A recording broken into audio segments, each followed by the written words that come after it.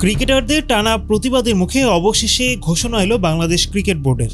বিসিবির finance committee সহ বোর্ডের সব ধরনের কার্যক্রম থেকে অব্যাহতি দেওয়া হয়েছে পরিচালক নাজমুল ইসলামকে। ক্রিকেটারদের দাবি ছিল নিজ থেকে পদত্যাগ করতে হবে নাজমুল ইসলামকে।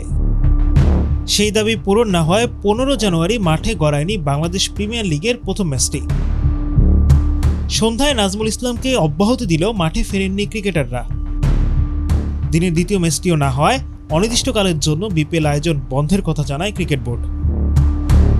নাজমুল ইসলামকে ঘিরে বিতর্কের সূত্রপাত 14 জানুয়ারি, যখন ক্রিকেটারদের উদ্দেশ্যে কিছু অসৌজন্যমূলক মন্তব্য করেন তিনি। এর আগেও ফেসবুক পোস্টে জাতীয় দলের সাবেক অধিনায়ক তামিম ইকবালকে ভারতের দালাল বলে মন্তব্য করে সমালোচনার মুখে পড়েছিলেন নাজমুল। এদিন রাতেই সংবাদ সম্মেলন ডাকে ক্রিকেটারদের সংগঠন কোয়াপ, জানায় পরিচালক নাজমুল ইসলামকে দায়িত্ব থেকে না সরালে বয়কট করবেন সব ধরনের ক্রিকেট।